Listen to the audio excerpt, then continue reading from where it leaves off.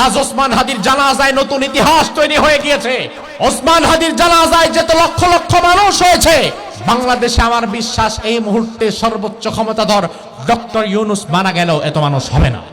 ইমাম আহমদ বিন হাম্বল রাহিমাহুল্লাহ তিনি বলে গিয়েছেন, বাইনানা ওয়া বাইনাকুমুল জানাইজ, তোমাদের মধ্যে আর আমাদের মধ্যে পার্থক্য হবে জানাজার মধ্য দিয়ে।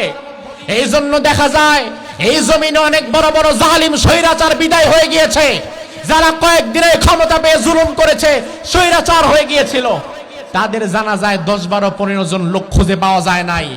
গুলি খাইছে যতটা, অতটা লোকও ছিল না তার জানাজায়। অথচ ওসমান হাদির জানাজায় লক্ষ লক্ষ মানুষ, তার কোনো দল নাই, পয়সা নাই, কিচ্ছু নাই, এমন একজন মানুষের জন্য গোটা দেশবাসী যেভাবে কেঁদেছে, এতেই প্রমাণ হয় তার শাহাদাত আল্লাহর দরবারে মঞ্জুর হয়ে গেছে, তার শাহাদাত আল্লাহ কবুল করে ফেলেছে। আমাদেরকে সেই পথে থাকা লাগবে। প্রয়োজনে জীবন দিব, আদর্শ বিক্রি করব না। জীবন দিব, নিজের ঈমান বিক্রি করব না, ঠিক কি না? ওসমান হাদি যদি আর 100 বছর বেঁচে থাকতো, আমরা জানি না সে কি করতে পারত, কি হতো, কিন্তু ওসমান হাদি যে শাহাদাত বরণ করেছে, আমার বিশ্বাস ওসমান হাদির শাহাদাতের মধ্য দিয়ে আধিপত্যবাদীদের শেকড় বাংলাদেশে নড়বড়ে হয়ে গেছে। আবু সাইদের রক্তের মধ্য দিয়ে স্বৈরাচারের বিদায় যেমন হয়েছে, আমার বিশ্বাস ওসমান হাদির রক্তের মধ্য দিয়ে ভারতীয় দালালদের বিদায় বাংলার জমিন থেকে হয়ে যাবে। তার রক্তের মধ্য দিয়ে যে বিপ্লব সে তৈরি করে দিয়েছে, আজ কোটি কোটি যুবক একসাথে স্লোগান দিচ্ছে যে ওসমান হাদি মরে নাই, আমাদের মধ্যে ওসমান হাদি বেঁচে আছে, আমরা ওসমান হাদি হব। আমার যুবকদের কাছে আমি আজ এই তাফসীরের মধ্য দিয়ে তুলে ধরতে চাই, মৃত্যু তো একদিন হবেই, আজ হোক আর কাল হোক, মরা তো লাগবেই। দুনিয়াতে থাকা তো যাবে না, তবে দুনিয়াতে যদি একদিনও বেঁচে থাকো, এক সপ্তাহ বেঁচে থাকো, এক মাস বেঁচে থাকো, এক মুহূর্ত বেঁচে থাকো, এক আল্লাহ ছাড়া আর কারো কাছে তুমি মাথা নত করবা না। হাতের তীরটা যখন যুবকের মাথা বরাবর মেরেছে, সাথে সাথে তীরটা মাথার ভেতর দিয়ে ঢুকে গিয়েছে, ফিনকি দিয়ে রক্ত বের হয়ে গিয়েছে। যুবকের নিথর দেহটা আস্তে আস্তে মাটির দিকে হেলে পড়ছে, চোখটা বন্ধ হয়ে আসছে। আর এই যুবক তার সামনের লক্ষ লক্ষ জনতাকে উদ্দেশ্য করে বললেন, ও আমার দেশের ভাইরা, তার মানে আপনারা বুঝতে পারলেন এই জালিম বাদশা যতক্ষণ না পর্যন্ত আমার আল্লাহর সাক্ষ্য দেয় নাই, ততক্ষণ আমারে এসে মারতেও পারে নাই। যখন আল্লাহর নাম নিয়েছে তারপরেই কিন্তু মারতে পেরেছে। আমি আবার জীবন বিসর্জন দিয়ে দিলাম, আমি শাহাদাতের পথ বেছে নিলাম, তবে আমার মৃত্যুর মধ্য দিয়ে আমি আল্লাহর পথের হকের দাওয়াতটা আপনাদের কাছে পরিষ্কার করে তুলে ধরলাম। এই কথা বলার মধ্য দিয়ে ওই যুবক দুনিয়া থেকে বিদায় হয়ে গেল। আমার ভাই লক্ষ্য করেন, আর সামনে যেই লক্ষ লক্ষ জনতা রয়েছে, তারা সবাই একসাথে বলে উঠল, আমান্না বিরব্বিল গোলাম। এই যুবকের রব আল্লাহ, যেই আল্লাহর জন্য এই যুবক আজকে শাহাদাত বরণ করেছে, আমরা লক্ষ লক্ষ মানুষ একসাথে ওই আল্লাহর প্রতি ঈমান এনে ফেললাম। এই যুবক যদি জীবিত থাকতো আরো 50 বছর, 100 বছর, এতগুলো মানুষকে একসাথে কোনোদিন পেত না, এতগুলো মানুষকে কোনোদিন সত্যের পথে দাওয়াত দিতে পারতো না। আর দাওয়াত যদি দিত, এতগুলো মানুষ হয়তো তার দাওয়াত গ্রহণ করতো না। কিন্তু এই যুবকের মৃত্যুর মধ্য দিয়ে সত্যকে সে স্টাবলিশড করে দিয়েছে। তার মানে হচ্ছে এই যুবকের মৃত্যুর মধ্য দিয়ে তার ক্ষতি হয় নাই, বরং জীবিত এই যুবকের চাইতে মৃত যুবকের দাওয়াতের শক্তি আরো কম না বেশি? ওই জালিম বাদশা ওই সময় সে যখন দেখলো সামনের লক্ষ লক্ষ মানুষ ঈমান এনে ফেলেছে, সে অর্ডার করলো, গর্ত খনন করো। কি করো? গর্ত খনন করো, বড় বড় গর্ত খনন করো এখনই। ওই গর্তের মধ্যে লাকড়ি দাও, তেল দাও, আগুন জ্বালাও, আর ঈমান যারা আনছে এদেরকে ওই আগুনের গর্তের মধ্যে ফেলে দাও। আর যারা ঈমানের পথ থেকে ফিরে আসবে তাদেরকে বাড়িতে পাঠায় দাও। গর্ত খনন করে লাকড়ি দিয়ে, তেল দিয়ে, আগুন জ্বালিয়ে ওই গর্তের মধ্যে ঈমানদারদেরকে ফেলা হলো। আল্লাহ বললেন কুতিলা আসহাবুল উখদুদ, ওই আসহাবুল উখদুদ যারা গর্তওয়ালা, যারা গর্ত খনন করে ঈমানদারদেরকে হত্যা করলো, ওই ঈমানদারদের হত্যাকারী গর্তওয়ালাদের উপরে আমি আল্লাহ লানত দিলাম, অভিশাপ দিলাম। যারা ঈমান এনেছিল তাদেরকে গর্তের মধ্যে ফেলে দেওয়া হচ্ছে। একজন মহিলা ছিল, ওই মহিলার কোলে একটা দুধের শিশু, 4 মাস বয়স।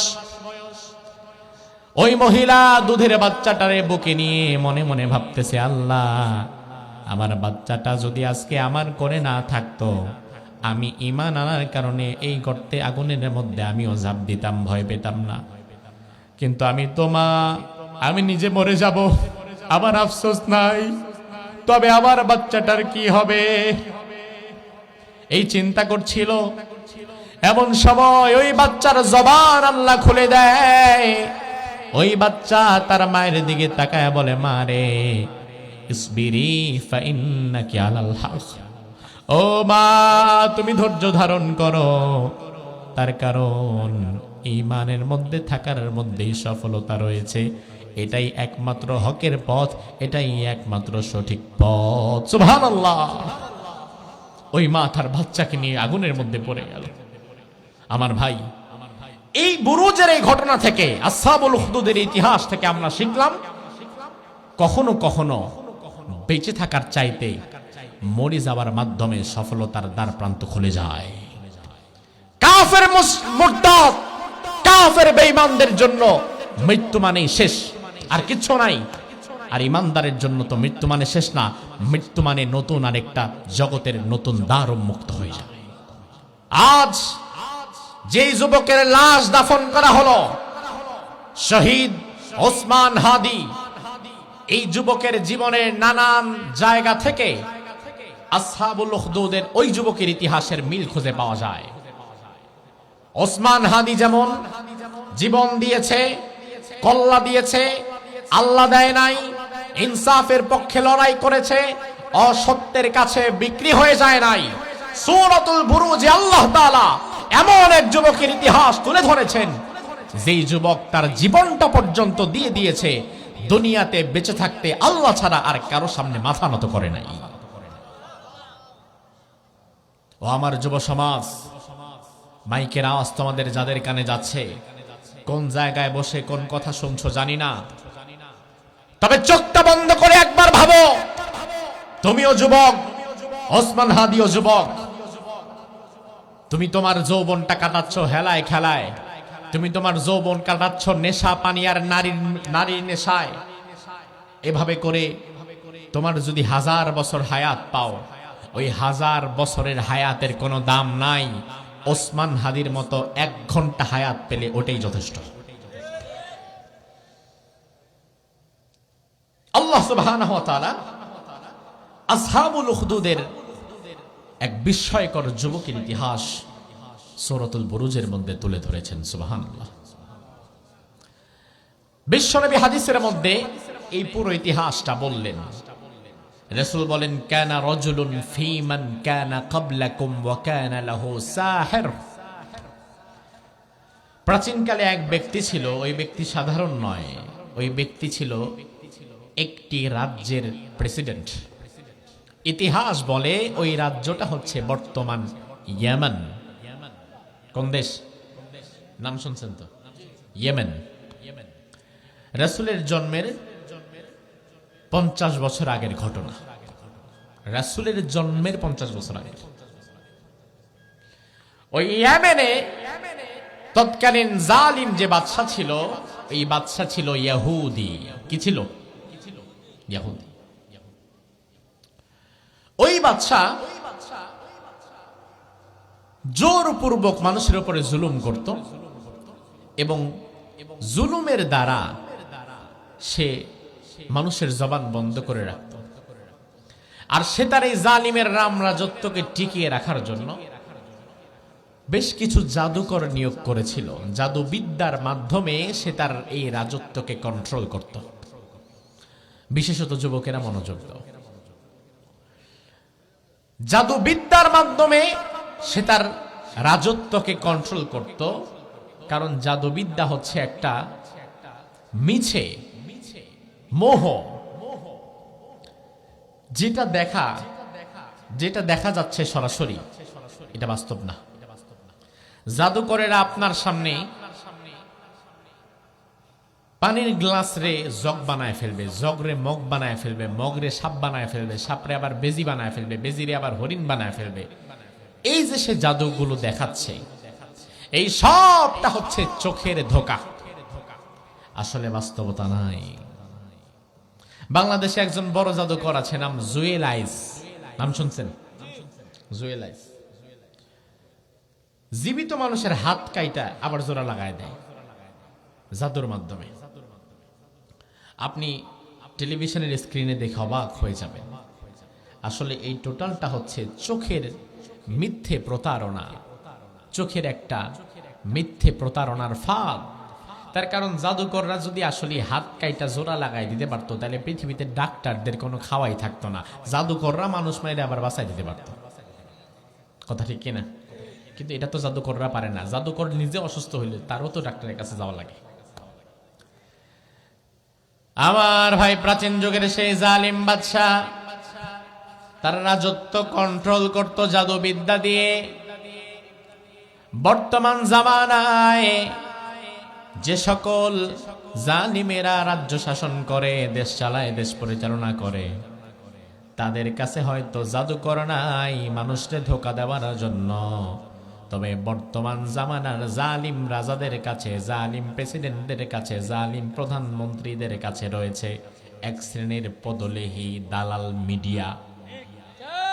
প্রাচীন যুগে জাদুকরেরা যেভাবে মানুষের চোখে ধাঁধা লাগিয়ে দিত, মানুষকে যেমন বোকা বানাতো, বুঝ দিয়ে থামায় রাখতো, বর্তমান যুগে ওই জাদুকরদের কাজটাই কিন্তু মিডিয়ারা করে। আপনি দেখবেন দিন, মিডিয়া বানাবে রাত, আপনি দেখবেন রাত, মিডিয়া বানাবে দিন। এমনকি মিডিয়া যদি চায় আপনাদের এলাকার সর্বজন শ্রদ্ধেয় সবচেয়ে ভালো মানুষটারে রাতারাতি ধর্ষণের মামলায় ফাঁসায়াও দিতে পারে। মিডিয়া দিনকে রাত, রাতকে দিন বানায়, ভালোকে খারাপ আর খারাপকে ভালো বানায়। এটা মিডিয়ার একটা শক্তি। এজন্য ইসলামপন্থীরা সবচেয়ে বেশি ফোকাস করা দরকার মিডিয়ার দিকে, অথচ আমরা মিডিয়ার দিকে ফোকাস করি নাই, যার ফলে বড় বড় মিডিয়াগুলো আজকে ইসলামের বিরুদ্ধে চলে গিয়েছে। আমাদের নিজেদের হাতে কোনো মিডিয়া নাই। ওই জালিম বাদশা জাদুকরদের দ্বারা তার এই জুলুমের রাজত্ব টিকিয়ে রাখত।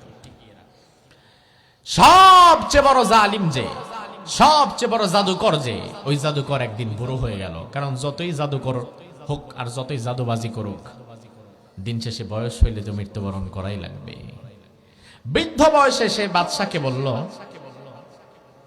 আমি তো বুড়ো হয়ে গিয়েছি, সারা জীবন আপনার নুন খেয়েছি, আপনার গুণ গেয়েছি, আমি চাই আমার পরেও আপনি জাদুবিদ্যার মাধ্যমে মানুষকে কন্ট্রোল করেন, মানুষের মগজ ধোলাই করেন, ব্রেন ওয়াশ করেন, নয়তো এই রাজত্ব টিকবে না। কি করা দরকার? ফাবাআস ইলাইয়া গুলামান, রাসূলের হাদিস। রাসূল বলেন, ওই জাদুকর বাদশার কাছে বলল, ফাবাআস ইলাইয়া গুলামান ওয়াল্লিমহুস সিহর, এই রাজ্যের চৌকস বুদ্ধিমান একজন যুবককে নিয়ে আসেন, আমি আমার পুরো জাদুবিদ্যার সেটআপটা ওই যুবককে শিখিয়ে দেব। সুবহানাল্লাহ কয় দেখছো নি? জাদু শেখা হারাম। আমার ভাই লক্ষ্য করেন, জাদুকরের কথা মতো বাদশা পুরো রাজ্যে এলান করে দিল যে আমার পুরাইয়া মানে যত যুবক আছো, সরকারি সবচেয়ে বড় চাকরি চাও, লাইনে দাঁড়াও। সরকারি চাকরির প্রতি মানুষের একটা লোভ আছে না নাই? আপনাদের এলাকার নাই? এই জন্য দেখা যায় যে যুবক সাহসী, মেধাবী, পড়াশোনায় ভালো, হয়তো বেসরকারি চাকরি করে বা ব্যবসা করে, ওই যুবকের কাছে মেয়ে বিয়ে দেয় না। আর যেই বেটা সরকারি চাকরি করায় মাথায় টাক ফালায় দিছে, তার জন্য মেয়ের অভাব হয় না। আছে না নাই? সরকারি চাকরির প্রতি কত আশা, ভালোবাসা। ইয়েমেনে খবর দেয়া হলো সরকারির সবচেয়ে বড় জাদুকরের পদ দেওয়া হবে যুবকেরা লাইন ধরো, কারা কারা এই পদের জন্য আগ্রহী, তোমাদেরকে প্রপার ট্রেন আপ করে পরে নেওয়া হবে। হাজার হাজার যুবক লাইন ধরলো, পরীক্ষা দিল, ভাইবা পরীক্ষা, রিটার্ন পরীক্ষা, লিখিত পরীক্ষা সব দিল। এই সব যুবকদের মধ্য থেকে একজন যুবককে বাছাই করা হলো। আচ্ছা, হাজারো যুবকদের মধ্য থেকে যদি একজনকে বাছাই করা হয়, তাইলে বোঝা লাগবে তার সাহস, বুদ্ধি অন্যদের চাইতে কম না বেশি? বেশি। এবার বাদশা বলল, শোনো, তোমার কাজ হচ্ছে প্রতিদিন সকাল থেকে সন্ধ্যা পর্যন্ত এই জাদুকরের কাছে যাবা, তালিম নিবা, জাদু শিখবা, 6 মাস এটা কন্টিনিউ করো, জাদু শেখো, প্রপার বিষয়টা আয়ত্ত করো। ওই যুবক প্রতিদিন সকালবেলা চলে যায়, জাদু শিখে আবার সন্ধ্যায় বাড়ি ফিরে। আমার ভাই আবার একটু জবাব দেন, জাদুবিদ্যা অর্জন করা হালাল না হারাম? আর অন্যরে জাদু করা, কুফরি কালাম করা, এটা তো সমস্যা নাই। এখন গ্রামে গঞ্জে দেখা যায় অনেক মানুষ জাদু করে, কুফরি করে, এমনকি অনেক মানুষ নিজের পরিবারের মধ্যেই কুফরি করে বসে থাকে। আছে না নাই? ছেলের সাথে ছেলের বউর সম্পর্ক খুব ভালো, সহ্য হয় না, কুফরি কইরা দাও। মায়ের সাথে ছেলের সম্পর্ক ভালো, সহ্য হয় না, কুফরি করে দাও। আস্তাগফিরুল্লাহ। এই কুফরি করা হারাম, যে করে সেও হারাম, যে করায় সেও কাফের, যে করে সেও কাফের। যদি ইসলামী সরকার থাকতো, যতগুলা পাপিষ্ট জাদু বিদ্যার কুফরি কালাম নিয়ে থাকে, প্রত্যেকটারে ধইরা ধইরা ফাঁসির মঞ্চে ঝোরানো হইতো। এরা বাইসা গেছে যে ইসলামী নষ্ট নাই। ওই যুবক প্রতিদিন সকালবেলায় যায়, জাদু শিখে, আবার সন্ধ্যায় বাড়ি ফিরে যায়। একদিন জাদুকরের কাছ থেকে ফেরার পথে পথিমধ্যে প্রচন্ড বৃষ্টি শুরু হলো। স্বাভাবিকত ধরেন আপনি বাজার দিয়ে যাচ্ছেন, বাড়িতে যাবেন, হঠাৎ বলা নাই কওয়া নাই ঝুম বৃষ্টি। আপনি কি করবেন? সাথে সাথে তাড়াতাড়ি আশেপাশে কোন দোকানে শাটারটা খোলা, নিচে গিয়ে 10 মিনিটের জন্য দাঁড়াবেন, দেখি বৃষ্টিটা থামলে পরে আবার যাব। ওই যুবক দেখলো আশেপাশে কোথায় যাওয়া যায়, বৃষ্টিতে ভেজা যাবে না। সে তাকিয়ে দেখলো একটা পাহাড়, পাহাড়ের নিচে একটা গর্ত, এটাকে বলা হয় পাহাড়ের গুহা। এই যুবক দৌড়িয়ে ওই পাহাড়ের গুহার ভেতরে আশ্রয় নিল। আমার ভাই একটা বিষয় লক্ষ্য করেন, জাদুবিদ্যা অর্জন করার জন্য এই জালিম বাদশা টার্গেট করলো একজন শিশু বাচ্চাকে, বুড়ো মানুষকে নাকি যুবককে? কেন? জাদুবিদ্যা তো আপনি চাইলে বুড়ারেও শেখাইতে পারেন, যারে তারে খুশি তারে শেখাইতে পারেন, যুবককে কেন দরকার? তার কারণ হচ্ছে যুগে যুগে সব জালিমের টার্গেট ছিল যুব সমাজ। জালিমের দল ভালো করে জানে, কোন জাতিকে মুঠোবন্ধ করে রাখতে হলে, কোন জাতিকে সারা জীবন গোলামের জিনজিরে আবদ্ধ করতে চাইলে ওই জাতির যুবকদেরকে সবার আগে কিনে ফেলতে হবে, অথবা ওই জাতির যুবকদেরকে মদ আর নারীর নেশায় ঢুকায় দিতে হবে, তাদেরকে মাদকের নেশায় ডুবায় দিতে হবে। কারণ যেই জাতির যুব সমাজ একবার পথহারা হয়ে যায়, নষ্ট হয়ে যায়, ভ্রষ্ট হয়ে যায়, ওই জাতি কোনোদিন অন্যায়ের প্রতিবাদ করে না, ওই জাতির মধ্য থেকে কোনোদিন ওসমান হাদিও আর তৈরি হয় না। এজন্য যুবকদের টার্গেট শুধু আজকে না। ওসমান হাদি কি এমন কথা বলেছে? ওসমান হাদি তার সারা জীবনের সব বক্তৃতায় স্বৈরাচারের বিরুদ্ধে কথা বলেছে, জালিমের বিরুদ্ধে কথা বলেছে, ভারতের আধিপত্যবাদীদের বিরুদ্ধে কথা বলেছে, ঠিক না ব্যাঠিক? আচ্ছা, এই কথা বলে এমন মানুষ কি আমাদের এলাকায় নাই? আছে, পাড়ায় মহল্লায়, দেশে, রাষ্ট্রে, সমাজে দিল্লির আধিপত্যবাদের বিরুদ্ধে কথা বলে, স্বৈরাচারের বিরুদ্ধে কথা বলে, অন্যায়ের বিরুদ্ধে কথা বলে, এমন তো অনেকে আছে। কিন্তু সবার মাথায় তো গুলি করা হয় না। তার কারণ দিল্লির মুশরিকেরা ভালো করে হিসাব কষে দেখেছে, এই দেশে অনেক দল, অনেক নেতা, অনেক আলেম, অনেক বক্তা, অনেক শ্রোতা, অনেকের দ্বারা দিল্লির মুশরিকদের যা না ক্ষতি হচ্ছে তার চেয়ে বেশি ক্ষতি হচ্ছে একজন ওসমান হাদির দ্বারা। এজন্য সরাসরি ওসমান হাদির মাথার মধ্যে অ্যাটাক করেছে। যে গুলি করলো ও এখন কোথায় আছে জানেন? ভারতে আছে। আপনার বন্ধু দেশ তো ভারত। সব সময় মনে রাখবেন, বাংলাদেশের সবচেয়ে বেশি ক্ষতি যারা করতে পারবে, ভারত তাদেরকে জামায়া ধরে রাখবে। এটা চিরাচরিত স্বভাব। আপনি বৈধ পাসপোর্টের মধ্যে ভিসা লাগায় ভারতে ঢুকতে পারতেছেন না, চিকিৎসা করানো দরকার, ভিসা পাচ্ছেন না 6 মাস ঘুরে, আর ওসমান হাদির মাথায় গুলি করে 3 ঘন্টার মধ্যে বর্ডার ক্রস করে ভারতে ঢুকে গেল। আপনার কি মনে হয় হিসাব এত সোজা? কারণ মুশরিকের দল ভালো করেই জানে এদেশের সবচেয়ে বেশি ক্ষতি যারা করবে তাদেরকেই তারা তাদের ভেতরে জামায়া ধরে রাখবে। আমার ভাই, ওই যুবক প্রচন্ড বৃষ্টিপাত হওয়ার কারণে ঢুকে গেছে গুহার মধ্যে, একটু বসি, বৃষ্টিটা থামলে সামনে আগাবো। গুহায় ঢুকার পরে দেখে শুশ্রমণ্ডিত সাদা দাড়িওয়ালা আরেকজন মুরব্বী প্রকৃতির একজন ব্যক্তি বসা, চোখটা বন্ধ করে বসে বসে আল্লাহর তাসবিহ পড়ছে। জোরে বলবেন না? যুবককে একটা সালাম দিয়েছে ওই মুরব্বী। যুবক সালামের জবাব কিভাবে নেওয়া লাগে এটাও জানতো না। যুবক জিজ্ঞেস করলো, আপনি কে, আপনার পরিচয় কি? ওই মুরব্বী শুশ্রমণ্ডিত সাদা ধবধবে দাড়িওয়ালা ব্যক্তিটি বলল, আনা রাহেব। মুসলমানদের মধ্যে যারা ধর্মীয় পাণ্ডিত্য অর্জন করে তাদেরকে বলা হয় আলেম, আর খ্রিস্টানদের মধ্যে যারা ধার্মিক ধর্মীয় পাণ্ডিত্য অর্জন করে তাদেরকে বলা হয় রাহেব, পাদ্রী। আপনাদের বোঝার সহজার্থে আমি আলেম শব্দটাই ব্যবহার করছি।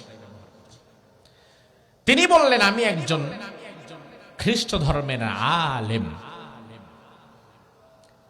ওই যুবক এর আগে কোনোদিন এই ধর্ম, আলেম, সালাম, আল্লাহর তাসবিহ এসবের সাথে পরিচিত ছিল না। যুবক জিজ্ঞেস করলো, আপনি এখানে কেন? বলে, আমি এখানে আল্লাহর ইবাদত করি। যুবক জিজ্ঞেস করলো কৌতূহলী হয়ে, মানিল্লাহ, আল্লাহকে আবার? তার মানে ওই যুবক এতটা জাহালাতের মধ্যে ছিল সে আল্লাহর পরিচয়টাও জানতো না। ওই আলেম বলল, আল্লাহু রাব্বি ওয়া রাব্বুক, আল্লাহকে চেনো না? আল্লাহ তোমার রব, আমার রব, আসমানের রব, জমিনের রব, কুল কায়নাতের রব, সব কিছুর রব যিনি, তিনি কে? আচ্ছা, ওই যুবক আল্লাহকে চিনেই না কেন? আমার ভাই, তার কারণ হচ্ছে ওই জালিম বাদশা মূলত সেই জামানায় নিজেকে প্রভু দাবি করে বসেছিল। ফেরাউন যেভাবে নিজের রব বানিয়েছে, নমরুদ যেভাবে ক্ষমতায় গিয়ে নিজের খোদা দাবি করেছে, ওই জালিম বাদশাও নিজের রব দাবি করেছিল। এখন দুনিয়ার মানুষ তো তাকে রব হিসাবে মানবে না যতদিন না আসমানি কিতাব থাকবে। এজন্যই জালিম বাদশা, ওই স্বৈরাচার সবার আগে আসমানি কিতাবের শিক্ষাকে বন্ধ করে দিয়েছিল। বছরের পর বছর আর সমাজে কোনো আসমানি কিতাবের জ্ঞান নাই। আর আমার ভাই, যেই সমাজের জমিনে আসমানি কিতাবের জ্ঞান থাকে না, ওই সমাজ থেকে কোনোদিন আল্লাহওয়ালা মুত্তাকি লোক জন্ম হয় না। ভবিষ্যতে ওই সমাজ থেকে নাস্তিক মুরতাদ তৈরি হয়। যেমন আপনাকে আমি একটু উদাহরণ দিয়ে বোঝাই। এখানে আমরা যারা বসে আছি, যদি প্রশ্ন করা হয় আমাদের রব কে, আরো জোরে কোন? আমাদের ধর্মের নাম কি? আমরা যেই নবীর অনুসারী ওই নবীর নাম কি? তাহলে আমাদের রব যে আল্লাহ, আমাদের ধর্ম ইসলাম, আমাদের নবী যে মুহাম্মাদুর রাসূলুল্লাহ। এই উত্তরগুলো আমরা পেলাম ক্লাস 5 বাংলা বই থেকে, তাহলে ক্লাস 8 বিজ্ঞান থেকে, মাস্টার্স অনার্সের ভূগোল রাজনীতি থেকে। তাইলে আল্লাহ যে আমার রব, ইসলাম যে আমার ধর্ম, কোরআন যে আমার কিতাব, নবী যে আমার নবী মুহাম্মদ, এই সব উত্তর আমি পেয়েছি একটা কিতাব থেকে। ওই কিতাবের নাম কি? তাইলে এবার একটু ভালো করে বোঝেন। ধরেন কোরআন আজকে থেকে পরিপূর্ণভাবে বাংলাদেশে বন্ধ হয়ে গেছে। আর কোন মসজিদ নাই, মাদ্রাসা নাই, মাহফিল নাই, কোন আলেম ওলামা নাই। সব আলেম ওলামা, মসজিদ, মাদ্রাসাকে ধ্বংস করে দেওয়া হয়েছে। তাইলে বিষয়টা কি হবে? আগামী 25 বছর পরে, 50 বছর পরে এই জমিনে যারা জন্মগ্রহণ করবে তারা মূলত আল্লাহ রাসূল পরকাল নবী চিনা তো দূরের কথা, তাদের বুঝবেই না। কারণ ধর্মীয় জ্ঞান লাভ হয় আসমানি কিতাবের দ্বারা। আর ওই জালিম বাদশা সুকৌশলে আসমানি কিতাবের শিক্ষাকে বন্ধ করে দিয়েছে। আর আসমানি কিতাবের জ্ঞান যার মধ্যে নাই, সে কোনোদিন বাতিলের মোকাবেলা করার মতো ঈমানী শক্তি খুঁজে পায় না, সে দুনিয়ার জন্য পাগল হয়ে যায়। আর আসমানি কিতাবের জ্ঞান যার মধ্যে আছে, সে দুনিয়ার জন্য পাগল নয়, বরং সে দুনিয়া থেকে বিদায় হয়ে আখেরাতে জান্নাতের জন্য পাগল হয়ে যায়। ঠিক কিনা? আজ ওসমান হাদির জন্য সারা দেশ কান্না করেছে, কোটি কোটি মানুষ দোয়া করেছে, লক্ষ লক্ষ মানুষ তার জানাজায় শরীক হয়েছে। তুমি কি জানো ওসমান হাদির ব্যাকগ্রাউন্ড কি? ওসমান হাদির পেছনে কারা আছে তোমার তো ধারণাই নাই। তুমি মনে করেছো তোমার মতোই একজন লাফাঙ্গা যুবক ছিল ওসমান হাদি। না, ওসমান হাদির বাবা একজন আলেম, মসজিদের ইমাম, মাদ্রাসার শিক্ষক। ওসমান হাদির ভাইরা আলেম, এক একজন কামিল মাদ্রাসার মুহাদ্দিস, কামিল মাদ্রাসার প্রিন্সিপাল। ওসমান হাদি নিজেও ঝালকাঠি এনএস কামিল মাদ্রাসা থেকে আলিম পর্যন্ত পড়াশোনা করেছে, তার পুরো ব্যাকগ্রাউন্ডটাই মাদ্রাসার। অবশেষে তার বাবা তাকে বলল যে আমার এতগুলো সন্তানের মধ্যে একজন ইউনিভার্সিটিতে পড়ুক, ঢাকা ভার্সিটিতে যাক, এটা আমি চাই, সমস্যা নাই। তুমি যেহেতু আমার ছোট সন্তান, তুমি যেতে পারো ঢাকায়, তুমি সেখানে পড়াশোনা করতে পারো, তবে তোমার প্রতি আমার আদেশ হচ্ছে জমিনে যতদিন বেঁচে থাকবা অন্যায়ের সাথে আপোষ করবা না, ইনসাফের পক্ষে থাকবা, হকের পক্ষে থাকবা। এই মর্মে যদি ওয়াদাবদ্ধ হতে পারো তাহলেই তুমি যেতে পারবা। মৃত্যু পর্যন্ত ওসমান হাদি তার বাবার দেওয়া কথা ঠিক রেখেছেন। মৃত্যু পর্যন্ত জালিমের সাথে আপোষ করে নাই, বাতিলের সামনে মাথা নত করে নাই। অথচ ওসমান হাদি প্রত্যেকটা পরীক্ষায় ফার্স্ট ক্লাস ফার্স্ট, ইউনিভার্সিটিতে তার রেজাল্ট অসাধারণ, ইউনিভার্সিটির প্রফেসর হওয়ার যোগ্যতা রাখে। আগামীতে তার জন্য ব্রাইট ফিউচার ছিল, গাড়ি বাড়ি ব্যাংক ব্যালেন্স সব তার জন্য তৈরি ছিল। এই সব বাদ দিয়ে শাহাদাতের ঈদগাহে শামিল হওয়ার মতো ঈমানি শক্তি কোত্থেকে পেল? ঈমানি শক্তি পেয়েছে তার বাবার কাছ থেকে, তার ভাইদের কাছ থেকে, কোরআনের কাছ থেকে, ইসলামের কাছ থেকে। কারণ তার ব্যাকগ্রাউন্ডটা ছিল কোরআনের ব্যাকগ্রাউন্ড, তার ব্যাকগ্রাউন্ডটা ছিল মাদ্রাসার ব্যাকগ্রাউন্ড। সুবহানাল্লাহ বলবেন না? জাগতিক শিক্ষায় শিক্ষিত হয়েছে, জীবনে কোনোদিন ইসলাম মানে নাই, নামাজ পড়ে নাই, কোরআন পড়ে নাই, হাদিস পড়ে নাই, মাদ্রাসার বারান্দা দিয়েও যায় নাই। এমন লোকের কাছে প্রাধান্য পাবে কি আখেরাত না দুনিয়া? কিন্তু ওসমান হাদির মতো যুবকের কাছে প্রাধান্য পেয়েছে আখেরাত, কারণ আখেরাতের মর্মটা ছোটবেলায় তার বাবা তাকে শিখিয়েছে। ওই যুবক ধর্মীয় শিক্ষা তো তার মধ্যে নাই। সেই আলেমকে জিজ্ঞেস করলো, আচ্ছা আল্লাহ কে?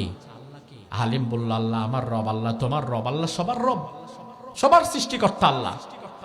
যুবক বলল, আমি তো আরেক কথা জানি, আমি যার আন্ডারে কাজ করি, ওই বাদশাহ যিনি আমাকে জাদুবিদ্যা শেখাচ্ছেন, তিনি না আমার মালিক, তিনি না আমার রব। ওই আলেম বলল, অসম্ভব, গোটা দুনিয়ার একজনই রব, তিনি কে? এই যুবক এই প্রথম ভিন্ন কোনো কথা শুনেছে। প্রথম দিন শুনেই কিন্তু বিশ্বাস করে নাই, কারণ বুদ্ধিমান যুবক তো যাচাই বাছাই করে বিশ্বাস করা লাগবে। এই যুবক প্রতিদিন জাদুবিদ্যা শেখার সময় আলেমের সাথে দেখা করে যায়, আলেমের কাছে যায়, আবার জাদুকরের কাছে যায়। সকালে জাদুকরের কাছে গেলে বিকালে আবার আলেমের কাছে যায়। একই দিনে যুবক কাউকে কিছু না জানিয়ে দুইটা ধারা ঠিক রাখতেছে। একদিক দিয়ে জাদুকরের কাছে গিয়ে জাদু শিখে, আবার আলেমের কাছে এসে আল্লাহ রাসূলের কথাও শিখে, দুইটাই শিখতেছে। আমার ভাই, দুই নৌকায় পাড়া দিলে তো বেশিক্ষণ থাকা যায় না, যে কোনো একটা ছাড়া লাগে। এই যুবক চিন্তায় পড়ে গিয়েছে। সে মনে মনে বলে, আল্লাহ, জাদুকরের কাছে যখন জাদু শিখতে যাই তখন আমার মনে হয় জাদুর চাইতে শক্তিশালী দুনিয়াতে কেউ নাই। আবার যখন আলেমের কাছে যাই তখন আল্লাহর কথা শুনলে আমার অন্তরটা নরম হয়ে যায়। আসলে আমি তো জানি না আল্লাহ বলতে আসলে কেউ আছে কিনা, আমি তো এটাও জানি না আসলে সত্য পথের পথিক কে, জাদুকর নাকি আলেম, আমি কিছু জানি না। যুবক একদিন রাত্রে শুয়ে শুয়ে আল্লাহরে বলে, আল্লাহ আসলে সত্য পথ কোনটা, জাদুকরেরটা না ওই আলেমেরটা? মেহেরবানি করে তুমি আমার সামনে এটা খোলাসা করে দাও। আমার ভাই বিষয় হচ্ছে, কেউ যদি আফ্রিকার জঙ্গলে শুয়ে থেকেও হেদায়েত পাওয়ার স্বপ্ন দেখে, ওই আফ্রিকার জঙ্গলের ভেতরে ওই মানুষটাকেও হেদায়েত দেওয়ার ক্ষমতা আল্লাহর আছে না নাই? তো হচ্ছে হেদায়েত চাওয়া লাগবে। এই জন্য হাজার হাজার মাইল দূর থেকে সালমান ফারসি রাসূলের দরবারে গিয়ে হেদায়েত পেয়ে যায়। অন্যদিকে রাসূলের সবচেয়ে কাছের মানুষ, রাসূলের চাচা, রাসূলের সাথে থাকার পরেও হেদায়েত পায় না। তার মানে হেদায়েত যদি না চান, আল্লাহর ঠেকা পড়ে নাই, আল্লাহ আপনার হেদায়েত দিবে। আগে আল্লাহর দরবারে হেদায়েত চাওয়া লাগে। এই যুবক আল্লাহর কাছে হেদায়েত চাইছে, আল্লাহকে বলছে, আল্লাহ আসলে জাদুকর সত্য না আলেম সত্য আমি বুঝতে পারছি না, তুমি মেহেরবানি করে আমার সামনে বিষয়টা খোলাসা করে দাও, কারণ আমি সত্য পথের পথিক হতে চাই, মিথ্যার সাথে থাকতে চাই না। আল্লাহু আকবার। আমার ভাই পরের দিন সকালে আল্লাহর হাবিব হাদিসের মধ্যে বললেন, পরদিন সকালে যুবক রাস্তা দিয়ে যখন যাচ্ছিল, রাস্তা দিয়ে যাওয়ার সময় ফাইদা হিয়া দাব্বাতুন আযীমা, বিশাল একটা জন্তু পুরা রাস্তা ব্লক করে দাঁড়িয়ে আছে। বিশাল একটা জানোয়ার জঙ্গল থেকে বের হয়ে পুরা রাস্তা ব্লক করে দাঁড়িয়ে আছে। ডান পাশের মানুষ বামে যেতে পারে না, আবার বামের মানুষ ডানে ঢুকতে পারে না। চারপাশ দিয়ে হাজার হাজার মানুষ জড়ো হয়ে গেছে, ব্যস্ততম সড়ক। মানুষেরা তীর মারছে, খোঁচা মারছে, বল্লম দিয়ে গুতা মারছে, কোনোভাবে এই ভয়ঙ্কর প্রাণীটাকে সরানো যাচ্ছে না। কোনো তীর ওই পানির গায়ের চামড়া ভেদ করে ঢুকতেও পারতেছে না, এত ভয়াবহ মোটা তাজা একটা প্রাণী। এই যুবক যখন দেখলো রাস্তার মধ্যে এই অবস্থা, সে তখন একটা ছোট্ট পাথর হাতে নিল। পাথর হাতে নিয়ে প্রথমে জাদু করে শেখানো জাদু মন্ত্র যেটা ছিল, ওই জাদু মন্ত্র পড়ে পাথরের মধ্যে ফু দিয়ে এরপরে ফেঁকে মারল। আমার ভাই, জাদু মন্ত্রটা যেহেতু চোখের ধোকা, বাস্তবতা নাই, এই জন্য ওই যুবকের জাদু মন্ত্র পড়ার দ্বারা ওই প্রাণীটার একটা পশমও সেখান থেকে নড়ে নাই। যুবক এবার পাথরটাকে আবার হাতের মধ্যে তুলে নিল। এবার যুবক আল্লাহর দরবারে বলে, আল্লাহ আল ইয়াউম আলামুস সাহির আফদল আমির রাহিবি আফদল, আজকে আমি জানতে চাই জাদুকরের জাদু বিদ্যা সত্যি নাকি ওই আলেমের কথা অনুযায়ী আল্লাহর ক্ষমতা সত্যি। যেহেতু জাদুকরের জাদু বিদ্যায় কাজ হলো না, এবার আমি আমার দিলের ইমান দিয়ে এই পাথরের মধ্যে বিসমিল্লাহ বলে ফু দিলাম। আল্লাহ বলতে যদি কেউ থেকে থাকে, তাহলে ওই আল্লাহর শক্তি অনুযায়ী এই পাথরের দ্বারা যেন এই প্রাণীটা সরে যায়। এই কথা বলে যুবক পাথরটার মধ্যে বিসমিল্লাহ বলে ফু দিয়ে ছুঁড়ে মারলো। পাথরটা যখন ওই প্রাণীটার গায়ের মধ্যে পড়লো, সাথে সাথে ওই প্রাণীটা ওই জায়গার মধ্যে ছটফট করে মৃত্যুবরণ করলো। সব মানুষ অবাক হয়ে গিয়েছে, বাবারে বাবা, কত বড় জাদুকর, আমরা এতগুলা তীর মাইরা মারতে পারলাম না, আর এই যুবক আইসা মাত্র একটা ছোট্ট পাথর দিয়ে মাইরা ফেলছে। বিশাল বড় জাদুকর সে। আসলে সে কি জাদু দিয়ে মারছে?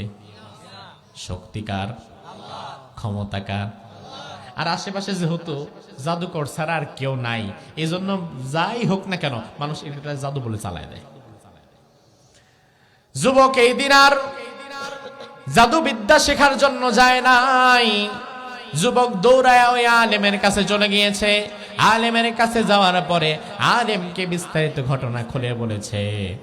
আলেম এবার ওই যুবক বলল, হুজুর, আজকে আমি আমার ঈমানের এমন বাস্তব প্রমাণ পেলাম, জীবনে আর কোনোদিন এক আল্লাহ ছাড়া কারো কাছে মাথা নত করব না।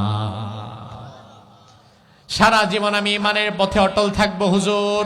আজকে আমি আমার রবের আসল পরীক্ষা পেয়ে গেলাম, আমি আমার ঈমানটা মজবুত করে নিলাম। এবার ওই আলেম যুবকের ঘাড়ে হাত দিয়ে বলছে, বাবা, ওয়া ইন্নাকা সাতুবতালা, ঈমানের উপরে অবিচল যদি তুমি থাকতে চাও, তাহলে অবশ্যই অবশ্যই তোমার উপরে বিপদ আসবে, মুসিবত আসবে, পরীক্ষা আসবে। তার কারণ যুগে যুগে ঈমানের পথে যারা অবিচল ছিল তাদের উপরে জুলুম অত্যাচার আছে না নাই, পরীক্ষা আছে না নাই।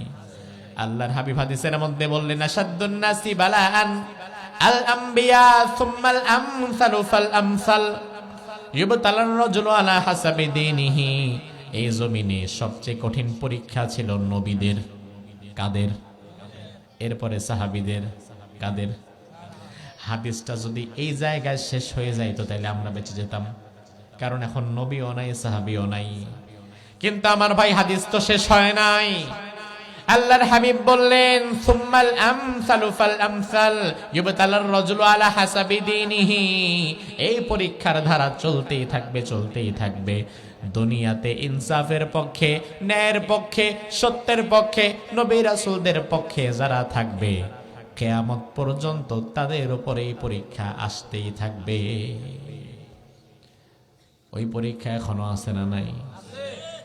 এখন আপনি যদি বলেন, হুজুর আল্লাহ দিলে আমি খুব ভালো আছি, আমার জীবনে কোনো কষ্ট নাই, অভাব নাই, পরীক্ষা নাই। ও ভাই আমার, পরীক্ষা তো হয় তার ক্লাসের ছাত্র হয়েছে যে। এখন তুমি যদি তোমার জীবনে আল্লাহর দেওয়া কোনো পরীক্ষা না পাও, তাইলে বোঝা লাগবে ইমানের ক্লাসের ছাত্রই তুমি এখনো হতে পারো নাই। ইমানের ক্লাসের ছাত্রই তুমি এখন হতে পারো নাই মিয়া। পরীক্ষা হওয়ার জন্য তো ছাত্র হওয়া লাগবে। ইমানের পথে অবিচল থাকার জন্য কঠিন থেকে কঠিন পরীক্ষা আসতে পারে। আসতে পারে না? পারে কিনা? এক যুবক রাসূলুল্লাহর জামানায়, নাম হচ্ছে আব্দুল উজ্জা। কি নাম? আব্দুল উজ্জা। চাচার কাছে মানুষ হয়েছে। আব্দুল উজ্জা একদিন চাচাকে গিয়ে বলে, চাচা, আমার বাবা নাই, আমি আপনার কাছে মানুষ হয়েছি, তবে আমি ওই মুহাম্মাদের আনিত কিতাবটা শুনেছি, তার দাওয়াত আমার কানে এসেছে। ও চাচা, আমি বেয়াদবি মাফ করবেন, আমি আর জাহালাতের মধ্যে ডুবে থাকতে চাই না, আমি মুহাম্মাদের দরবারে গিয়ে ঈমান গ্রহণ করতে চাই। চাচা বলল, ভাতিজা, মুহাম্মাদের দরবারে যদি তুমি যাও, আমার কাছ থেকে একটা কানা করিও আর পাবা না, কোনো সম্পদ পাবা না, এমনকি পরনের জামাটা পর্যন্ত খুলে দিয়ে যাওয়া লাগবে, এটাও পাবা না। আজকে আমাদের কাছে ইমানের দাম নাই কেন? কেন এই জাতির লোকেরা ইমান বিক্রি করে দেয়? তার কারণ ইমানটা আমরা পেয়েছি রেডিমেড, পৈতৃক সূত্রে। ইমান যদি আমাদেরকে আব্দুল উজ্জার মতো আনা লাগতো, ইমান যদি আমাদেরকে বেলালের মতো মার খাওয়া খেয়ে আনা লাগতো, ইমান যদি আমাদেরকে খুবাইবের মতো শহীদ হওয়ার পরে আনা লাগতো, তাইলে ইমানের দাম থাকতো। কারণ যেই জিনিস কষ্ট করে উপার্জন করা হয়, ওই জিনিস ভাঙতে কষ্ট লাগে বেশি। আর যেটা পৈতৃক সূত্রে পাওয়া যায়, ওটা আসেও সহজে, আবার যায়ও সহজে।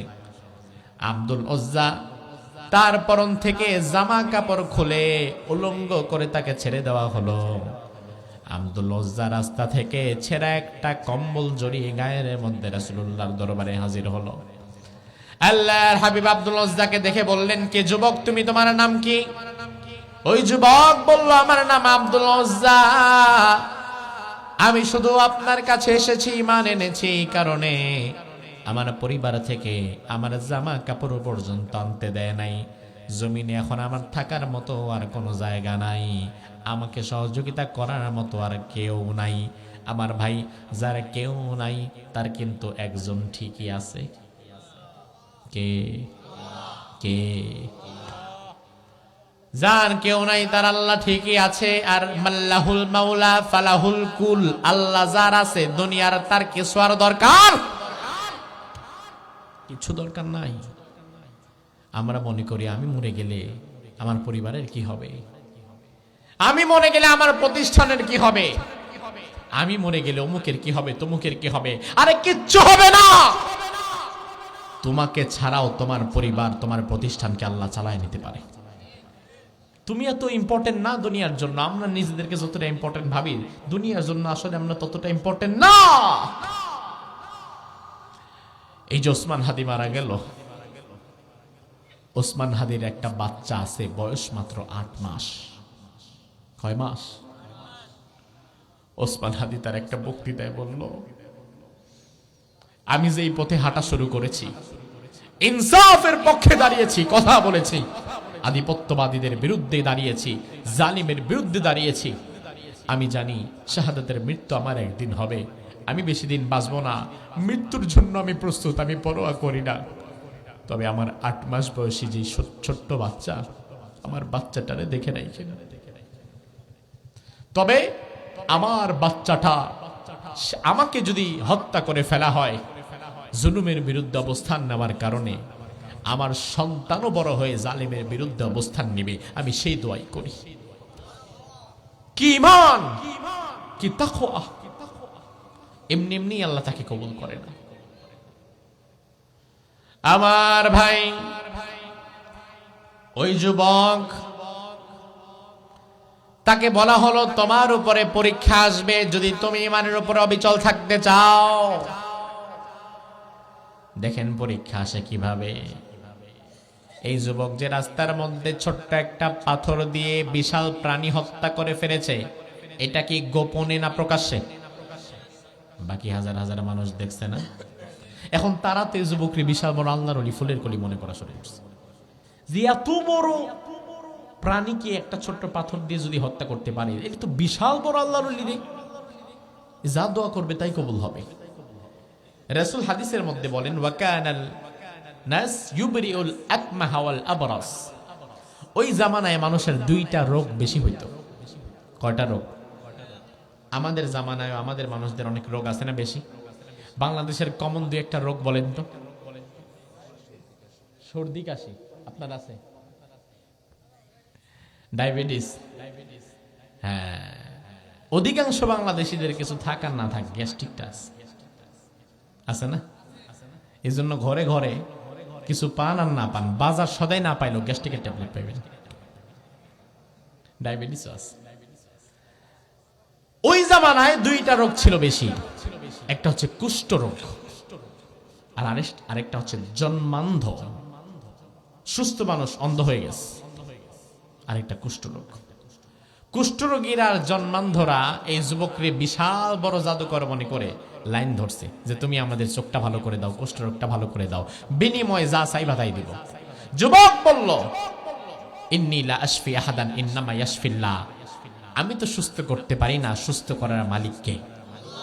তবে হ্যাঁ, তোমরা যদি আল্লাহর প্রতি ঈমান আনো, আমি আল্লাহর দরবারে দোয়া করব, আল্লাহ চাইলে সুস্থতা দিয়েও দিতে পারে।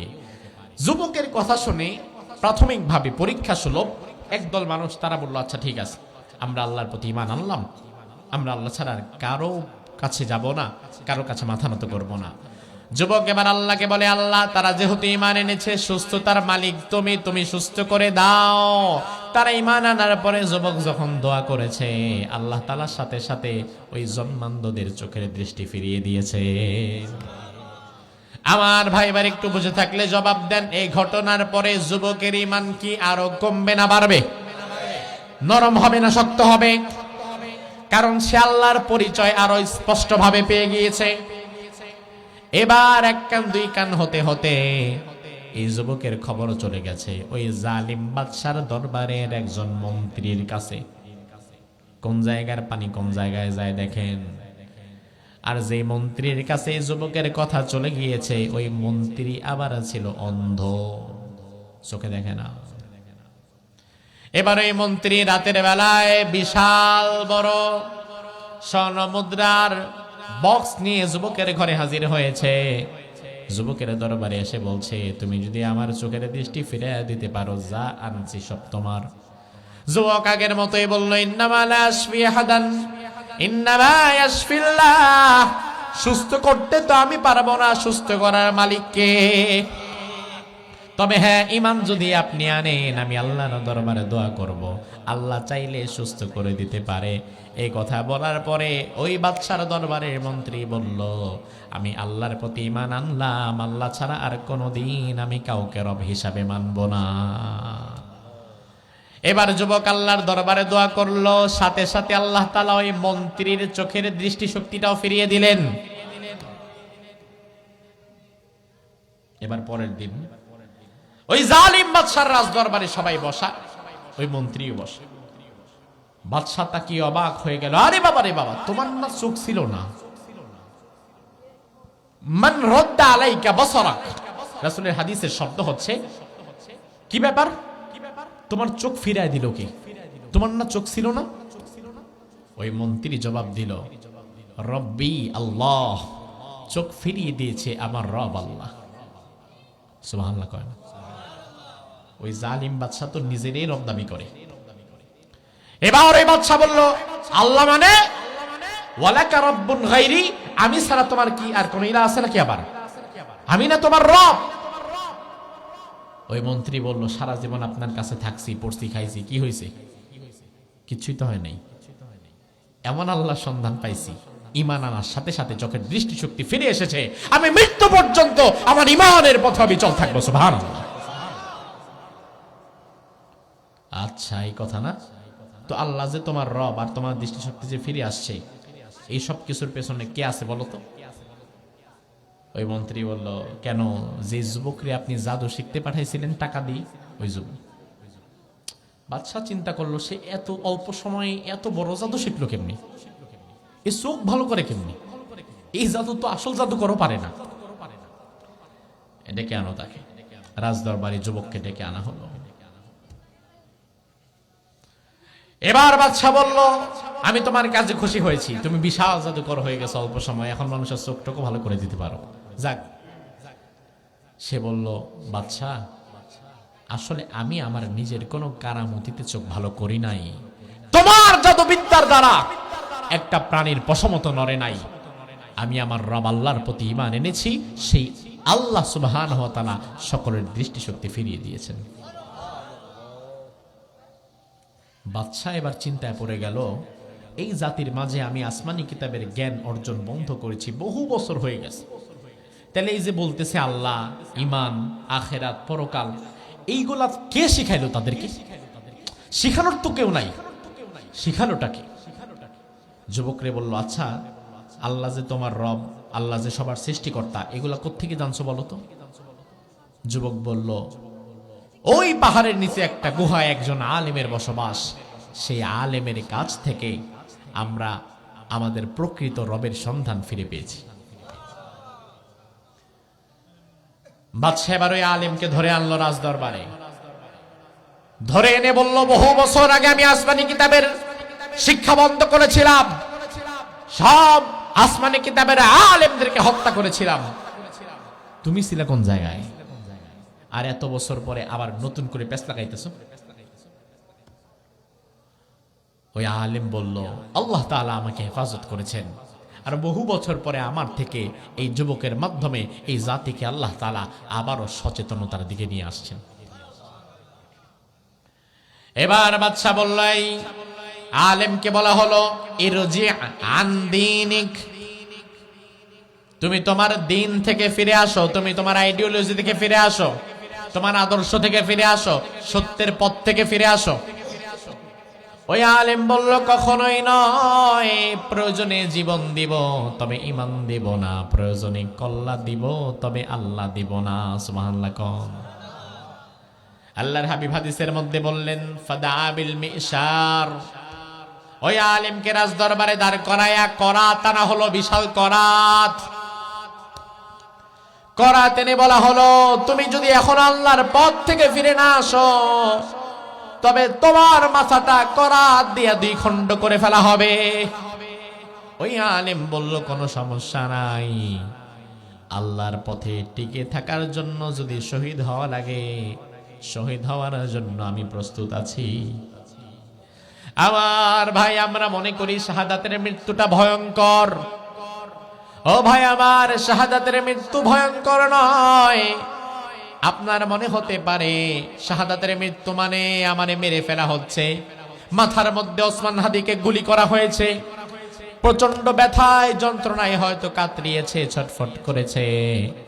বিশ্বনবী হাদিসের মধ্যে বললেন, উম্মত শোনো, শাহাদাতের মৃত্যুর যন্ত্রণা আল্লাহ তাআলা এতটা কমায়া দেয়, শরীরে পিপিলিকা কামড় দিলে এটার যতটা যন্ত্রণা হয় শাহাদাতের মৃত্যুর যন্ত্রণা আল্লাহ তাআলা তার চেয়েও কমায়া দেয়। সাকারাতুল মাউত শুরু হয়ে যায় মৃত্যুর সময়। স্বাভাবিক অবস্থায় যাদের মৃত্যু হয়, মৃত্যুর একটা যন্ত্রণা শুরু হয়ে যায়। মৃত্যুর যন্ত্রণায় দেখবেন অনেকের জিহ্বা বাঁকা হয়ে যায়, চোখ বাঁকা হয়ে যায়, চোখ সাদা হয়ে যায়। মৃত্যুর যন্ত্রণায় ঘামতে ঘামতে শেষ হয়ে যায়, ছটফট করতে থাকে, বারবার পানি খাওয়ার জন্য চিৎকার করে। আছে না নাই? কিন্তু শাহাদাত এমন মৃত্যু যে মৃত্যুর সময় ওই যন্ত্রণা হয় না। রাসূল বলেন, আরে যন্ত্রণা হবে কেমনে? আল্লাহর পথে, ইমানের পথে যে বান্দা শহীদ হয়, শাহাদাতটা যখন তার কাছে আসে, মালাকুল মউত যখন তার কাছে আসে রূহ কবজ করার জন্য, মালাকুল মউত এসে তার জানটা আগে কবজ করে না, বরং মালাকুল মউত এসে তার জান কবজ করার পূর্বে তার তৈরিকৃত জান্নাতটার চিহ্ন, তার তৈরিকৃত জান্নাতটাকে তার চোখের সামনে তুলে ধরে। আর ওই আল্লাহর বান্দা ওই জান্নাতটা দেখে হাসতে হাসতে বিদায় হয়ে যায়। আমার ভাই, শাহাদাত এমন একটা ব্রিজ, মেঘনা ব্রিজের এই পারে একটা অংশ, ওই পারে আরেকটা অংশ। ওই পারে যদি ঢাকা হয়, এই পাশে হবে কুমিল্লা। আর শাহাদাত এমন একটা ব্রিজ, বিশ্বনবী বললেন ওই শাহাদাতের এই পাশে দুনিয়া, আর শাহাদাতের মৃত্যুর মধ্য দিয়ে এই ব্রিজটা পানি দিয়ে আল্লাহর বান্দা আল্লাহর জান্নাতে ঢুকে যায়। তবে শাহাদাত চাইতে হবে, না চাইলে আল্লাহ কাউরে দেয় না। কিন্তু কোন বান্দা যদি মন থেকে আল্লাহর দরবারে শাহাদাত চায়, আল্লাহ তাআলা কিন্তু এই বান্দাকে মাহরুম করে না। আপনি দেখেন, আমি দেখেছি আমার অভিজ্ঞতায়, বাংলাদেশে সবচেয়ে বেশি শাহাদাতের দোয়া করেছেন শহীদ আল্লামা সাঈদী রাহিমাহুল্লাহ। এমন একটা ওয়াজ আপনি খুঁজে পাবেন না যেই ওয়াজের মোনাজাতে সাঈদী সাহেব শহীদী মৃত্যু চান নাই। এমন একটা ওয়াজ আমি দেখি নাই আজ পর্যন্ত। প্রতিটি ওয়াজের মোনাজাতে তিনি আল্লাহর দরবারে নিজের জন্য শহীদী মৃত্যু কামনা করেছেন। শরীফ ওসমান হাদি প্রত্যেকটা জায়গায় শহীদ হওয়ার জন্য তামান্না পেশ করেছেন, এবং তার কথা শুনলে বোঝা যেত এই কথাগুলো মিথ্যা বানোয়াট নয়। আমাদের অনেকের কথার মধ্যে মিথ্যা বানোয়াটি আছে, আমাদের রাজনৈতিক কথাদের মধ্যে মারপ্যাচ আছে, আমাদের রাজনৈতিক দলের নেতাদের কথার মধ্যে মারপ্যাচ আছে। তারা মুখে যেটা বলে অন্তরে এটা লালন করে না, আবার অন্তরে যেটা লালন করে মুখে সেটা বলে না।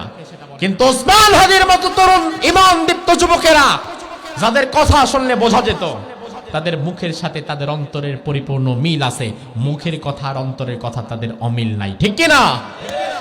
যা মুখে ওইটাই মনে। আল্লাহ তাআলা তার দোয়া এমন ভাবে কবুল করেছেন, এই ভাইটা শহীদ হতে চেয়েছিল, আল্লাহ তাকে শাহাদাত দান করেছেন। আজ আমি শুনলাম তার একটা সাক্ষাৎকারে সে বলছে, আমি সবচেয়ে বেশি প্রভাবিত কাজী নজরুল ইসলামের কবিতার মধ্য দিয়ে। আমার ইচ্ছা ছিল কাজী নজরুল ইসলামের উপরে পিএইচডি করা, তার কবিতা নিয়ে রিসার্চ করা। আর আল্লাহ তাআলা তার এই কামনা বাসনা কেমন ভাবে কবুল করেছে। কাজী নজরুল ইসলামের পাশে আজও পর্যন্ত কারো কবর হয় নাই, কোন প্রেসিডেন্ট প্রধানমন্ত্রীর কবর হয় নাই, কোন এমপি মন্ত্রীর কবর হয় নাই। কাজী নজরুল ইসলামের পাশে আল্লাহ তাআলা ওসমান হাদির কবরের ব্যবস্থা করে দিয়েছে। ওই যুবক কোনদিন ভাবতেও পারে নাই যে কাজী নজরুল ইসলামের পাশে আমার মতো একজন সাধারণ যুবকের মৃত্যু হবে, আমার কবর হবে। আমার যুবকেরা, দুনিয়ার মোহ মায়া বাদ দাও। দুনিয়াতে 100 বছর বেঁচে থেকে বিছানায় পড়ে পঙ্গু হয়ে, প্যারালাইজড হয়ে, ক্যান্সার হয়ে মরার মধ্যে কোনো ফায়দা নাই। বেঁচে থাকতে নিজের জীবনটা আল্লাহর পথে দিয়ে হাসতে হাসতে শহীদী মৃত্যুর মধ্যে ফায়দা আছে না নাই? এমন মৃত্যু যে মৃত্যুতে গোটা দেশ কেঁদেছে, লক্ষ লক্ষ মানুষ দোয়া করেছে। আজ আমি দেখলাম, আহারে তার প্রতি মানুষের কি ভালোবাসা। অথচ মজার বিষয় হচ্ছে মৃত্যুর আগেও এই দেশের সাধারণ মানুষ তারা চিনতও না। বাংলাদেশের 10% মানুষ সর্বোচ্চ যারা সোশ্যাল মিডিয়া ইউজ করে তারাই শুধু ওসমান হাদিকে চিনত। আবসা আবসা, হাসনাত আব্দুল্লাহদের মতো সেলিব্রিটিও ছিল না সে। কিন্তু হঠাৎ করে মৃত্যুর মধ্য দিয়ে আল্লাহ তাআলা গোটা বাংলাদেশ ব্যাপী, গোটা বিশ্বব্যাপী তাকে পরিচিত করিয়ে দিয়েছে। তার মানে হচ্ছে জীবিত হাদির চাইতে মৃত হাদির শক্তি আর আদর্শকে আল্লাহ তাআলা আরো বহুগুণ বাড়িয়ে দিয়েছে। এটা আইডিওলজি, এটা আদর্শ, যে আদর্শের ধারক বাহক ছিল সে। এখান থেকে আমরা আরেকটা অদ্ভুত বিষয় দেখলাম, দোয়া না করে তো পারি না। আমাদের কত উস্তাযারা স্বামীর সামান্য দোষ খুঁজে পেলেই ফেসবুক লাইভে আসবে, স্বামী যা করছে না করছে রং চোটা করে, রং মিশিয়ে বানিয়ে বানিয়ে হলেও মানুষের সামনে প্রচার করবে, স্বামীর দোষগুণ মানুষের কাছে বলে বেড়ায়। এমন মহিলা আছে না নাই? ওসমান হাদির স্ত্রীর দিকে তাকাও, স্বামী গুলি খেয়েছে, গোটা দেশ স্বামীর জন্য পাগল হয়ে গিয়েছে, ওসমান হাদির জন্য গোটা দেশ কাঁপছে, ওসমান হাদির নিউজ হচ্ছে একটু পর পর, কিন্তু তার স্ত্রী একবারের জন্য মিডিয়ার সামনে আসে নাই, একবারের জন্য সাংবাদিকদের সামনে আসে নাই, একটা সিঙ্গেল পিকচার তুলে নাই, একটা সাক্ষাৎকার পর্যন্ত দেয় নাই। এটা হচ্ছে তার ঈমানি গায়রাত, তার ব্যক্তিত্ব। ওসমান হাদির স্ত্রীদের কাছ থেকে এই জামানার অনেক উস্তাযাদের শিক্ষা নেওয়া দরকার, অনেক নারীদের শিক্ষা নেওয়া দরকার। স্বামীর বিপদ হওয়ার পরেও নিজের পর্দা নষ্ট করেনি। আমার ভাই, ওই যুবক, তার সামনে সে যার মাধ্যমে দ্বীন পেয়েছিল তাকে হত্যা করে ফেলা হলো। যে আলেমের মাধ্যমে দ্বীনের দাওয়াত পেয়েছিল ওই আলেমকে ধরে এনে করাত দিয়ে দ্বিখণ্ডিত করে ফেলা। ওই আলেম শহীদ হয়ে গেলেন। এবার জালিম বাদশা এই যুবককে বলছে, যুবক তুমি যদি এখন তোমার দিন থেকে ফিরে না আসো তাইলে তোমার উস্তাজের মতো তোমারও কিন্তু মারা হবে। আমার ভাই, দ্বীনের মজা একবার যে পেয়ে যায়, দুনিয়ার কোন শাস্তি, কোন মৃত্যুদণ্ড দিয়েও আল্লাহর দ্বীনের পথ থেকে তাকে সরিয়ে দেওয়া সম্ভব না। অবশেষে ওই আলেম তার হত্যার পরে, তার শাহাদাতের পরে এই যুবককে যখন অফার করা হলো তুমি ফিরে আসো দ্বীন থেকে, ঈমান থেকে ফিরে আসো, ওই যুবক তো রাজি হয় না। জালিম বাদশার দল এই যুবককে ধরে নিয়ে গেল পাহাড়ের উপরে। কিসে? পাহাড়ের উপরে। পাহাড়ের উপরে নিয়ে ধাক্কা দিয়ে ফেলে দিবে, হত্যা করে ফেলবে। ওই যুবক আল্লাহর দরবারে হাত তুলে বলে, আল্লাহ, আল্লাহুম্মা কফিনিহিম বিমা শিতা। আয় আল্লাহ তাআলা, আমার কোন দল নাই, কোন নেতা নাই, কোন কর্মী নাই, আমার সাহায্য করার মতো কেউ নাই। তুমি যদি চাও এই জালিমের বাহিনীর হাত থেকে বাঁচাবার ক্ষমতা তোমার আছে না নাই? তুমি বাঁচায় দাও। এই দোয়া করার সাথে সাথে ভূমিকম্প শুরু হয়ে গিয়েছে পাহাড়ের উপরে। বাকি সৈন্যরা সব গড়ায় নিচে পড়ে মরে গিয়েছে, আর ওই যুবককে সহি সালামতে নিরাপদে আল্লাহ তাআলা আবার ফিরিয়ে দিয়েছে। বাদশা দেখে বলল, আইনা সাহিবুক, তোমার বাকি সাথীরা কোথায়? যুবক জবাব দিল, কাফানিহিমুল্লাহ, আমার আল্লাহ তাআলা ওই সাথীদের জন্য, ওই জালিমদের জন্য যথেষ্ট হয়ে গেছে।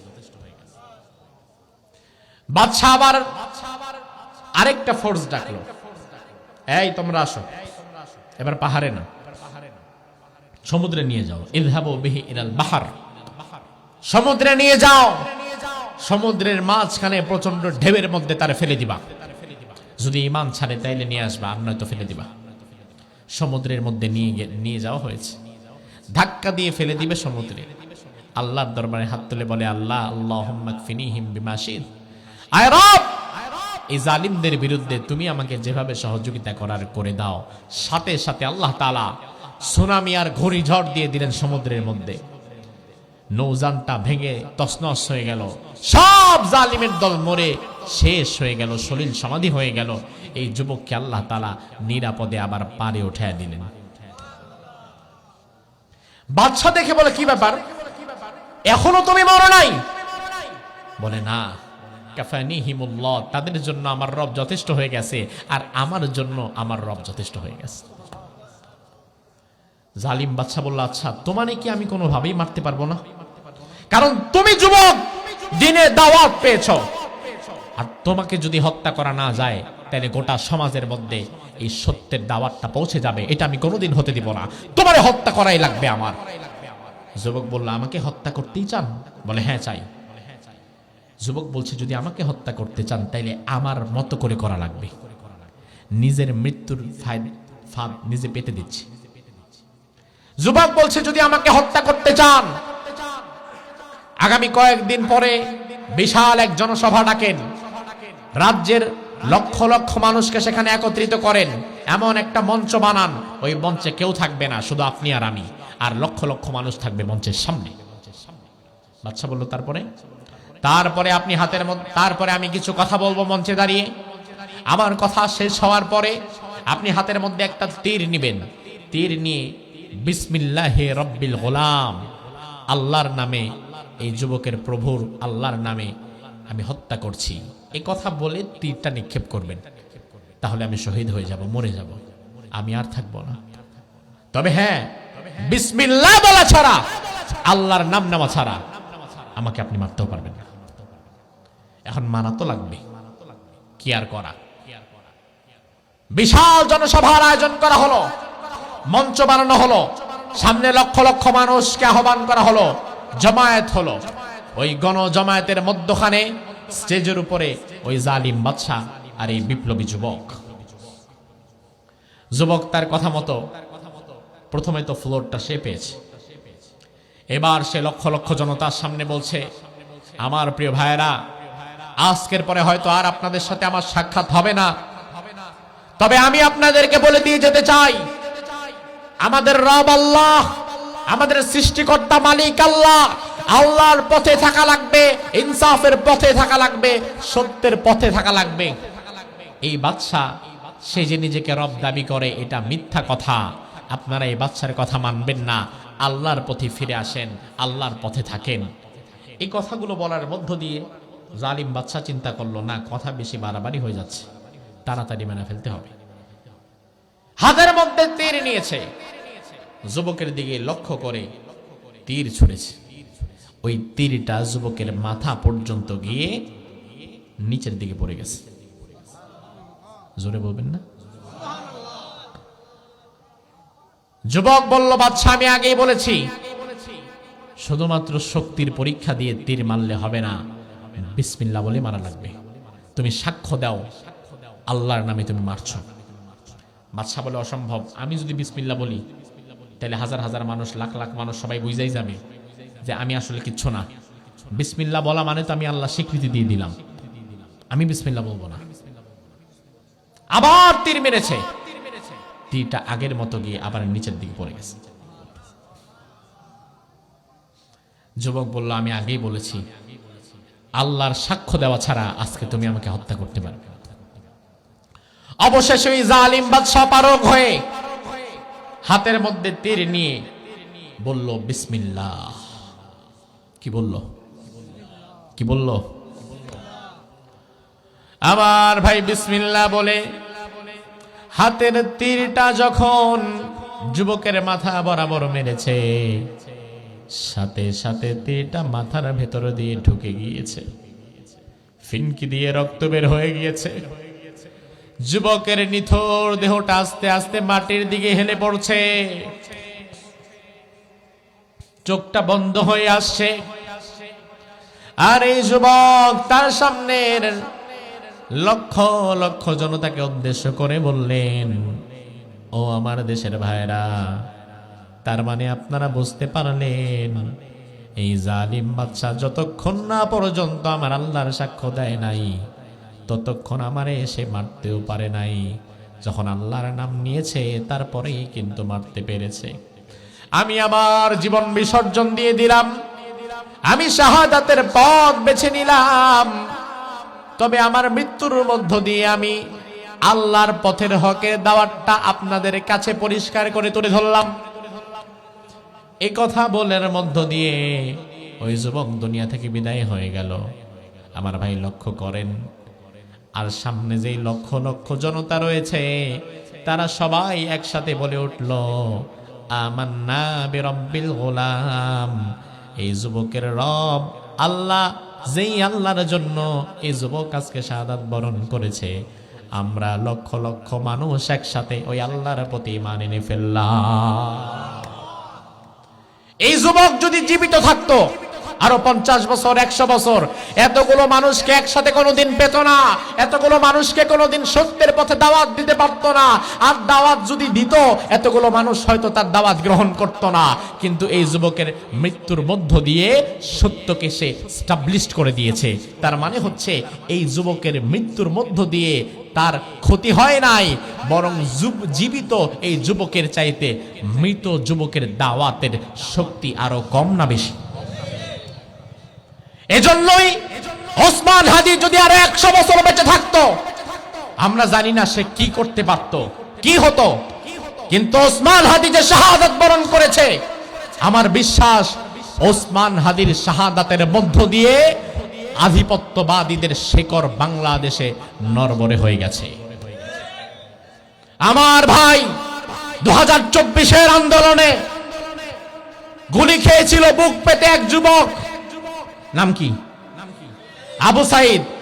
আবু সাইদের রক্তের মধ্য দিয়ে স্বৈরাচারের বিদায় যেমন হয়েছে, আমার বিশ্বাস ওসমান হাদির রক্তের মধ্য দিয়ে ভারতীয় দালালদের বিদায় বাংলার জমিন থেকে হয়ে যাবে। তার রক্তের মধ্য দিয়ে যে বিপ্লব সে তৈরি করে দিয়েছে, আজ কোটি কোটি যুবক একসাথে স্লোগান দিচ্ছে যে ওসমান হাদি মরে নাই, আমাদের মধ্যে ওসমান হাদি বেঁচে আছে, আমরা ওসমান হাদি হব। আমার যুবকদের কাছে আমি আজ এই তাফসীরের মধ্য দিয়ে তুলে ধরতে চাই, মৃত্যুতে একদিন হবেই, আজ হোক আর কাল হোক, মরা তো লাগবেই। দুনিয়াতে থাকা তো যাবে না, তবে দুনিয়াতে যদি একদিনও বেঁচে থাকো, এক সপ্তাহ বেঁচে থাকো, এক মাস বেঁচে থাকো, এক মুহূর্ত বেঁচে থাকো, এক আল্লাহ ছাড়া আর কারো কাছে তুমি মাথা নত করবা না। সেজন্য হয়তো তোমার মাথায় গুলি করা হবে, সেজন্য হয়তো তোমাকে শাহাদাতের দরজায় ফেলে দেওয়া হবে, তবে তোমার হারাবার কিছু নাই। আজ ওসমান হাদির জানাজায় নতুন ইতিহাস তৈরি হয়ে গিয়েছে। ওসমান হাদির জানাজায় যত লক্ষ লক্ষ মানুষ হয়েছে, বাংলাদেশে আমার বিশ্বাস এই মুহূর্তে সর্বোচ্চ ক্ষমতাধর ডক্টর ইউনূস মারা গেল এত মানুষ হবে না, হবে না এত মানুষ। ওসমান হাদির জন্য আকাশ বাতাস একত্রিত হয়ে মানুষ কেঁদেছে, মায়েরা কেঁদেছে, বাবারা কেঁদেছে, সবাই কেঁদেছে। ইমাম আহমদ বিন হাম্বল রাহিমাহুল্লাহ তিনি বলে গিয়েছেন, বাইনানা ওয়া বাইনাকুমুল জানাইজ, তোমাদের মধ্যে আর আমাদের মধ্যে পার্থক্য হবে জানাজার মধ্য দিয়ে। এই জন্য দেখা যায় এই জমিনে অনেক বড় বড় জালিম স্বৈরাচার বিদায় হয়ে গিয়েছে, যারা কয়েকদিনের ক্ষমতা পেয়ে জুলুম করেছে, স্বৈরাচার হয়ে গিয়েছিল, তাদের জানাজায় 10, 12, 15 জন লোক খুঁজে পাওয়া যায় নাই। গুলি খাইছে যতটা, অতটা লোকও ছিল না তার জানাজায়। অথচ ওসমান হাদির জানাজায় লক্ষ লক্ষ মানুষ, তার কোনো দল নাই, পয়সা নাই, কিচ্ছু নাই, এমন একজন মানুষের জন্য গোটা দেশবাসী যেভাবে কেঁদেছে, এতেই প্রমাণ হয় তার শাহাদাত আল্লাহর দরবারে মঞ্জুর হয়ে গেছে, তার শাহাদাত আল্লাহ কবুল করে ফেলেছে। আমাদেরকে সেই পথে থাকা লাগবে। প্রয়োজনে জীবন দিব, আদর্শ বিক্রি করব না। জীবন দিব, নিজের ঈমান বিক্রি করব না, ঠিক কিনা? ওই জালিম বাদশা ওই সময় সে যখন দেখলো সামনের লক্ষ লক্ষ মানুষ ঈমান এনে ফেলেছে, সে অর্ডার করলো, গর্ত খনন করো। কি করো? গর্ত খনন করো, বড় বড় গর্ত খনন করো এখনই। ওই গর্তের মধ্যে লাকড়ি দাও, তেল দাও, আগুন জ্বালাও, আর ঈমান যারা আনছে এদেরকে ওই আগুনের গর্তের মধ্যে ফেলে দাও। আর যারা ঈমানের পথ থেকে ফিরে আসবে তাদেরকে বাড়িতে পাঠায় দাও।